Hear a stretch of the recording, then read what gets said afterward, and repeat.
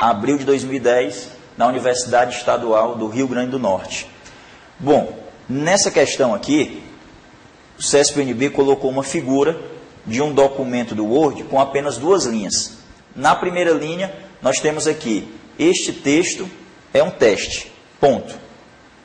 Na segunda linha, nós temos o texto, e vale ressaltar aqui que texto foi colocado com S, então ficou texto, mais ou menos. Texto pode ser um teste, e aqui teste foi colocado com X, certo? Então, no caso aqui, houve, digamos, um erro de digitação que foi colocado aqui para que nós pudéssemos julgar os itens que foram colocados na questão. Então, repito, nessa segunda linha aqui do documento, nós temos a palavra texto com S, T-E-S-T-O, e temos a palavra teste com X, T-E-X-T-E. Vamos ver o que foi colocado aqui nos itens. Questão 30 desse concurso. Considerando a figura acima que ilustra uma janela do Microsoft Word com um documento em elaboração, assinale a opção correta. Letra A. No menu Arquivo, a opção Salvar Como permite que seja criado um novo arquivo com nome diferente do atual e com as alterações feitas. Nesse caso, o arquivo com o nome antigo será excluído. Olha, quando nós clicamos na opção Salvar Como do menu Arquivo, é aberta uma caixa de diálogo que permite ao usuário digitar um nome para o arquivo que será criado em uma determinada pasta de um disco. Esse arquivo, ele vai ser praticamente uma cópia do arquivo que está aberto. Então, se eu tenho um arquivo aberto, clico na opção Salvar Como do menu Arquivo, o que vai acontecer? Eu vou estar criando um novo arquivo com um nome diferente do atual, certo? E com todas as alterações feitas até aquele momento. O arquivo anterior, ele vai ficar também gravado em disco, certo? Ele não será excluído, como diz aqui, o item está falso, e vai ficar apenas com as últimas alterações que foram salvas nele, ou seja, por meio do comando salvar. Então, se eu utilizar o menu arquivo, comando salvar como, eu vou estar criando um novo arquivo, que pode ser com um nome diferente do atual, certo? Vou manter o arquivo que eu estava utilizando inicialmente na pasta, ele não será excluído, como diz aqui, e o novo arquivo criado, com o nome digitado na caixa de diálogo salvar como, fica gravado numa unidade de disco, em uma determinada pasta, com todas as alterações feitas até aquele momento. Então, a única falha desse item aqui é que o arquivo com o nome antigo, ele vai ser excluído e vai ficar apenas o novo arquivo criado. Não, vão ficar os 2 arquivos. O antigo, apenas com as alterações que nele foram salvas pelo comando salvar do menu arquivo, né? E o novo arquivo criado pelo comando salvar como vai ter todas as alterações feitas até aquele momento. Então, se mantém o arquivo antigo e, no caso, mais um novo arquivo, os 2. E o antigo não será excluído. Item A está errado. B.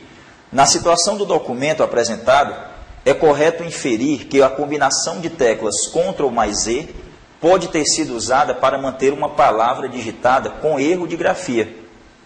No caso aqui, a palavra T-E-S-T-O. Texto ao invés de texto, com X, que é o correto. Mesmo que o Word a tenha substituído automaticamente. Então, no caso, o que faz o atalho Ctrl Z no Microsoft Word? E vale aqui a gente lembrar também que no Writer esse atalho é o mesmo. Alguns atalhos no Word e no Writer são os mesmos. Muitos são diferentes. No caso, desfazer é o mesmo atalho, Ctrl Z. Então, vai desfazer a última operação executada. Vamos alternar aqui para uma janela do Word. E vamos colocar aqui, numa determinada página, a palavra T-E-S-T-O. T-E-S-T-O. Então, no caso aqui, ao teclar o espaço, o que vai acontecer? Automaticamente, o Word corrige para a palavra com a grafia correta, texto, com X, e não com S. Isso devido a um recurso do Word, que é aplicado e definido como autocorreção, opções de autocorreção.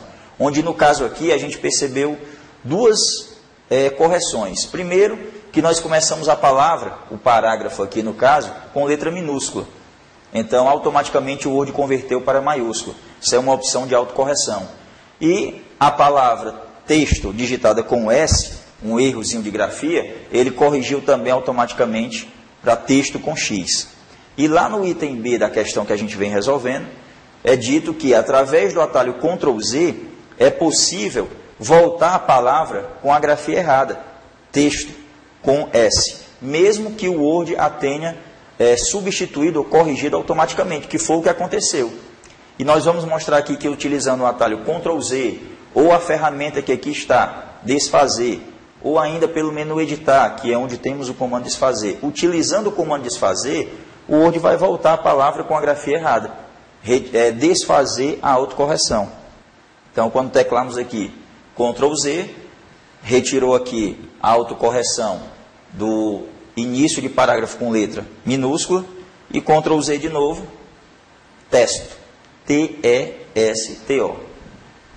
Então, no caso, através do atalho Ctrl Z, é possível desfazer uma digitação errada de uma palavra, certo? Em que o Word fez uma correção automática, fez uma autocorreção, tá? Para que a palavra volte a ficar como estava no momento em que foi digitada, com o S, T-S-T-O. Então, no caso, aquele item é correto. O comando desfazer do Word, ele vai desfazer uma autocorreção, como desfez o início do parágrafo aqui, que a gente começou com letra minúscula, ele colocou em maiúsculo T, desfez. A digitação do S ao invés do X, que é o correto para a palavra texto, foi desfeita também com o Ctrl Z, e a gente pode continuar digitando, que a palavra vai ficar mesmo com esse S aqui. Tá? Então, desfaz diversos comandos que a gente tem aqui na barra de ferramentas. Vale aqui a gente lembrar também que um comando como imprimir, se eu clicar no comando imprimir, botão imprimir, o Word vai começar a imprimir esse documento, certo? E se eu clicar no botão desfazer, esse comando não será desfeito, ou não será cancelado. Se eu salvar aqui um documento em arquivo, armazenado em uma pasta em um disco, se eu clicar depois no comando desfazer, esse arquivo não será excluído, não será retirado do disco. Então, o comando desfazer, ele não pode desfazer determinadas operações dentro do arquivo, aquilo que foi feito dentro do arquivo. Tá? Mas aí, no caso, a autocorreção, ele pôde sim desfazer, e o item B da questão é o item correto. Vamos ver aqui os outros itens. O item C diz, a opção de verificação ortográfica, temos aqui o botão correto, verificar a ortografia, ABC, permite que sejam substituídas automaticamente todas as palavras erradas do documento em edição, tendo como base o dicionário do Word, sem a necessidade de se confirmarem as substituições propostas. Então, o que a gente tem de errado aqui? Esse botão ele inicia uma verificação de ortografia e de gramática em todo o texto, e cada trechozinho do documento que foi encontrado, por exemplo, um erro de ortografia, ele vai abrir uma caixa de diálogo mostrando qual o erro e, se possível, vai mostrar uma sugestão para que possa ser feita uma substituição.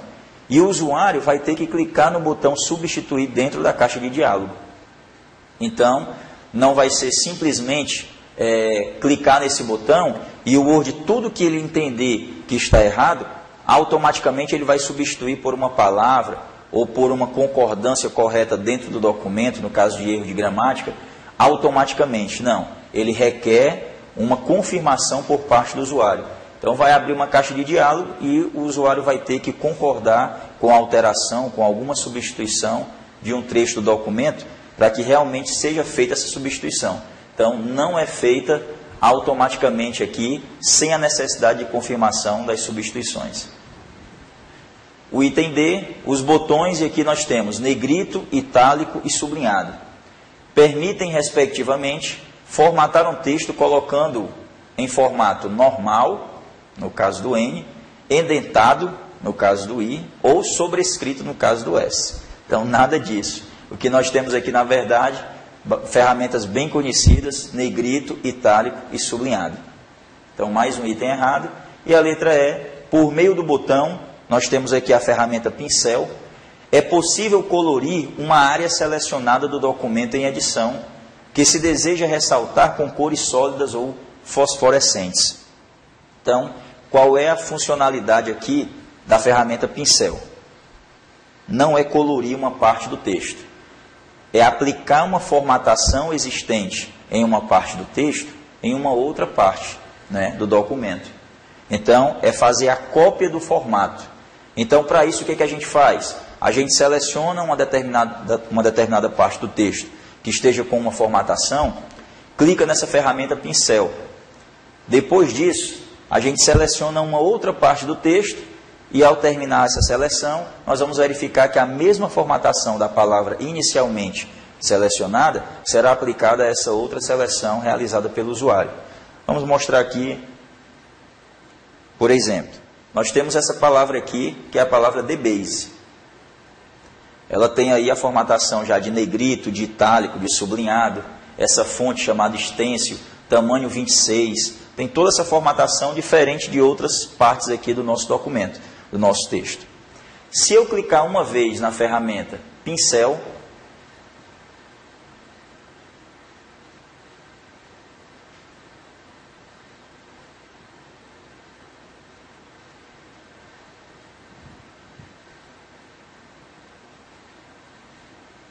o ponteiro do mouse vai ficar nesse formatozinho aqui, certo? Um palitinho com um pincelzinho do lado. Se nós selecionarmos aqui uma outra área do texto, então vamos selecionar aqui uma outra partezinha do texto. Ao terminar de selecionar esta outra área, percebam que ela vai ficar exatamente com a mesma formatação da palavra DBase. O mesmo tipo de fonte, o mesmo tamanho, os mesmos estilos aqui de negrito, itálico, sublinhado, cor da fonte também seria aplicada se tivesse uma cor diferente. Então, na verdade, a ferramenta do pincel não é para colorir uma parte do texto, certo? Para destacar uma parte do texto com uma determinada cor. Ela é utilizada para copiar a formatação existente em uma parte do texto para outra. No caso aqui, nós aplicamos apenas um clique na ferramenta pincel. Então, quando eu selecionei uma área do texto, automaticamente o ponteiro do mouse voltou ao seu formato normal, original, e a ferramentazinha do pincel ficou desativada. Nós vamos aqui realizar o seguinte procedimento agora. Selecionar novamente essa palavra DBase e, em seguida, aplicar um clique duplo sobre a ferramenta pincel. Qual é a diferença entre aplicar um clique ou dois na ferramenta do pincel? É que com 2 cliques a ferramenta fica ativada para que o usuário possa selecionar não só uma parte do texto, mas sim várias, para que seja aplicada aquela mesma formatação.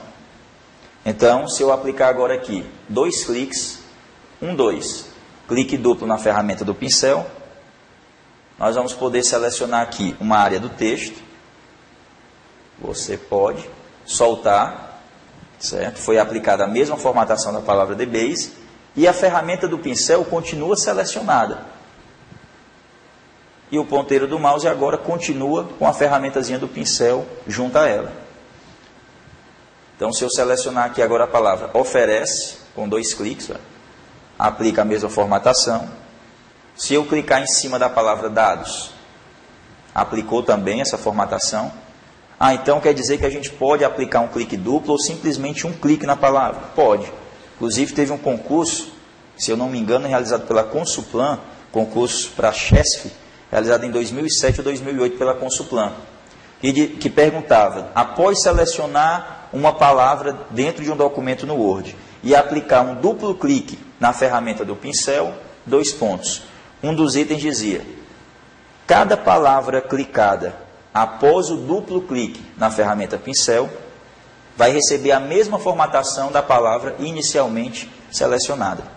Então, cada palavra é clicada. Então, realmente, a gente pode simplesmente aplicar só um cliquezinho em cima da palavra para aplicar aquela mesma formatação da palavra inicialmente selecionada. Então, essa é a diferençazinha aí, quando numa questão de concurso, cai essa ferramentazinha do pincel e vocês verem lá um clique ou 2, vocês já vão estar preparados aí com certeza para saber qual é a diferença aí entre aplicar um clique ou 2 nessa ferramenta pincel quando for utilizada. Ok? Então, para cancelar aqui a ferramenta, ou clicar lá para desativar, ou simplesmente tecla ESC para que o ponteiro do mouse volte ao seu formato normal e a ferramenta do pincel fique desativada. Ok? Então, tivemos aqui os itens dessa questão aí de um concurso que foi realizado este ano, abril deste ano, pelo CESP-UNB, para a Universidade Estadual do Rio Grande do Norte.